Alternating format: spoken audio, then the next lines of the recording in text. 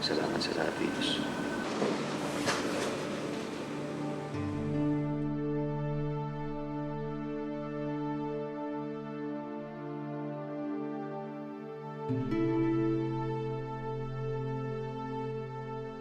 Kung pwede ko ibalik sa'yo yung nararamdaman ko, gagawin ko. Kung handa na ako, pagkatapos ng lahat ng ginawa mo para sa akin, sa pamilya ko, you don't deserve this. Sorry. Nagkita kami ni Sari. Nandito siya. Kasama sila ni Dean. Nagkita kami.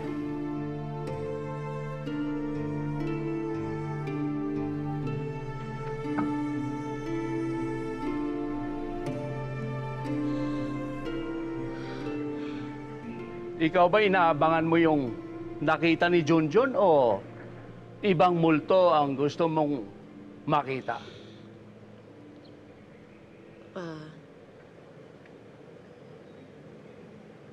Ako ngayon lang ako magtatanong sa iyo, Venus. Ano ba kayo talaga ni Pepe? Wala nga pa. Kaninong side ang wala? Sa'yo o sa kanya? Palayasin ko na kaya mo kung ngayon. Huwag naman. Hindi naman kasalanan ni Pepe kung hindi niya kaya ibalik sa akin yung pagmamahal na binibigay ko sa kanya eh. Anak, sobra-sobra na ang tulong at pag-iintindi ang pinakikita mo kay Pepe. Ikaw pa, yung itsura mong yan, anak. At kung magmahal ka pa naman, daig mo pa ang kugar. Anak, yung sa akin lang dito, paano naman na sarili mo? Hindi rin lang kayang ibalik ni Pepe ang feelings mo. Paano ka naman? Baka pagdating na isang araw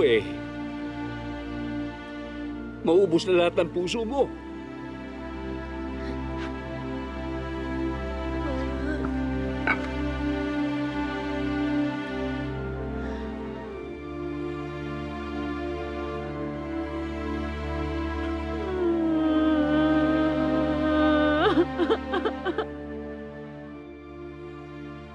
Kailangan mo siya, anak ko.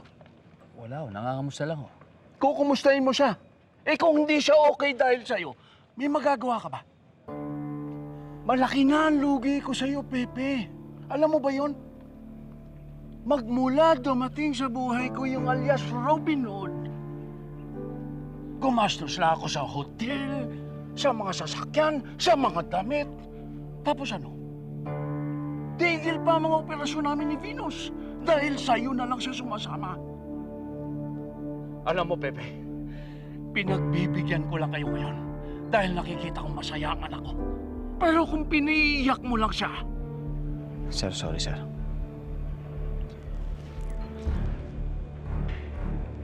Hindi ko naman po intensyon na samantalahin yung kabaitan nyo. Lalo na si Venus. Pero kung mas makabubuti para sa inyo at lalo na sa kanya, lalayo na lang ako. Lalayo ka? Saan ka naman pupunta? Doon sa ex mo? Doon sa Sari na yon? Hindi pwede, Pepe. Ha? Kung hindi magiging masaya ang anak ko, hindi ka na rin pwedeng maging masaya. Sir?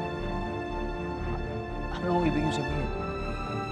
Ginawa mo miserable ang buhay ng anak ko. Kaya samahan mo siya.